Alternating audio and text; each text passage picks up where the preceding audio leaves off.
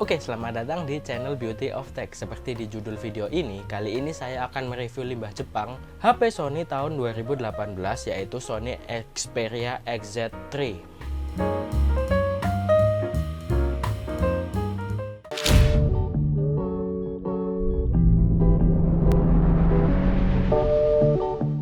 Pada saat itu kalau kita lihat speknya emang sangat the best sekali ini HP ya.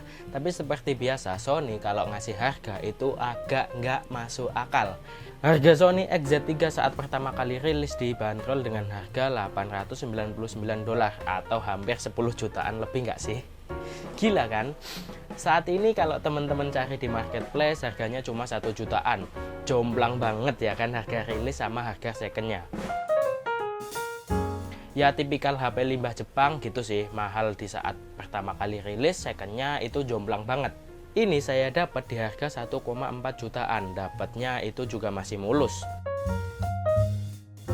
Oke, yang pertama kali saya notice saat megang HP ini yaitu ada di layarnya yang kalau dilihat itu nyejukin mata banget. Xperia XZ3 menggunakan layar 6 inch, resolusi 2880 x 1440 pixel dengan panel OLED. Taulah ya gimana kualitas layar OLED. Layarnya punya aspek rasio 18:9, perlindungan Gorilla Glass 5. Nah, kekurangannya menurut saya ada di resolusi layarnya yang punya kualitas QHD. Bagus, iya.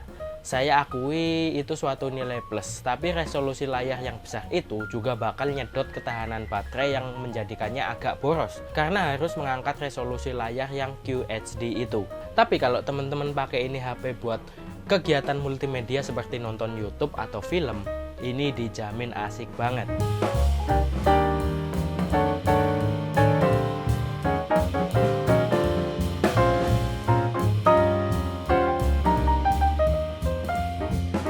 Bang, kalau buat ngegame gimana? Jawabannya masih playable. Chipset di HP Sony XZ3 ini pakai Snapdragon 845, chipset 800 series, di mana chipset ini flagship pada masanya. Dan isu overheating di chipset ini agak mendingan daripada Snapdragon 820, 821, 835 dan lainnya. Opsi RAM-nya ada dua, yaitu 4GB dan 6GB. Tapi untuk memori internalnya cuma satu aja ya, itu 64GB. Tapi itu it's okay, bisa ditambah micro SD.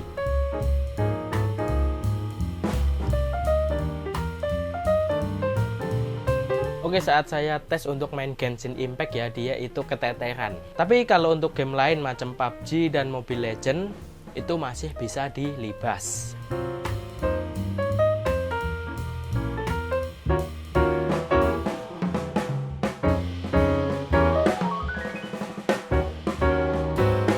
Untuk membuka banyak aplikasi itu juga lancar, masuk-masuk ke aplikasi itu masih mulus. Masih enak lah ini HP buat daily driver.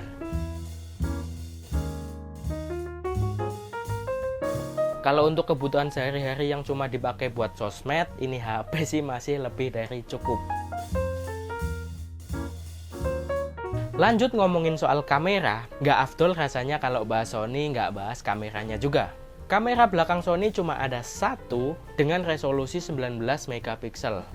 Padahal ya saat itu di setiap HP Android itu semua berlomba-lomba dipakein kamera lebih dari satu.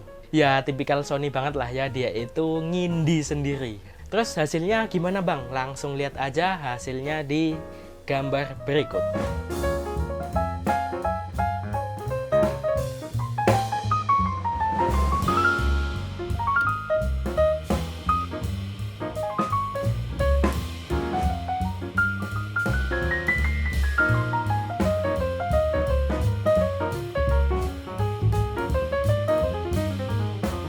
Kalau menurut saya ini masih lebih dari cukup, gak burik-burik banget lah ya. Kalau untuk kamera selfie-nya resolusi 13 megapiksel dan hasilnya bisa dinilai sendiri aja.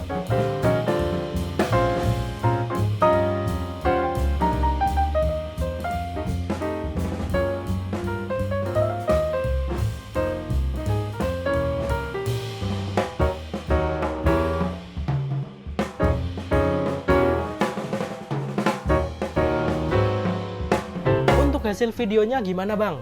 Kualitas perekaman udah bisa sampai 4K 30 fps, tapi mending nggak usah dipakai lah ya. Karena menurut saya kalau saya masih belum butuh-butuh banget kualitas 4K. Selain itu fitur Ace-nya itu juga bakal hilang. Kalau lagi mode ngevlog mending pakai 1080p 60 fps. Ini udah asik banget buat sinematik-sinematikan gitu. Gas.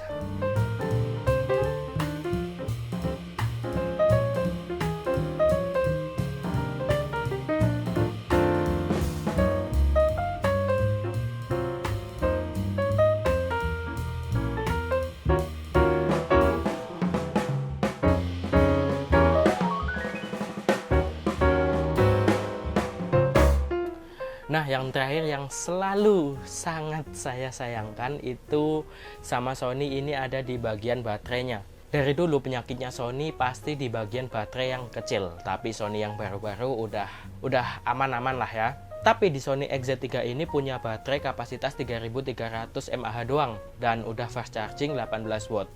Ini sih yang bikin Sony ini kurang perfect kalau menurut saya. Ya walaupun solusinya harus bawa powerbank kemana-mana, tapi kalau misalkan suatu momen kita lupa bawa kan ya itu kan nggak enak banget.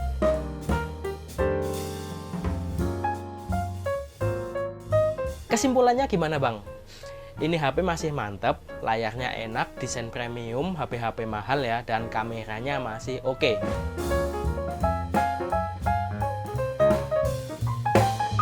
Kalau yang sehari-harinya terbiasa bawa powerbank, itu HP ini sangat rekomendasi sekali. Umur HP ini udah hampir 4 tahunan, tapi kalau menurut saya di tahun ini itu masih oke.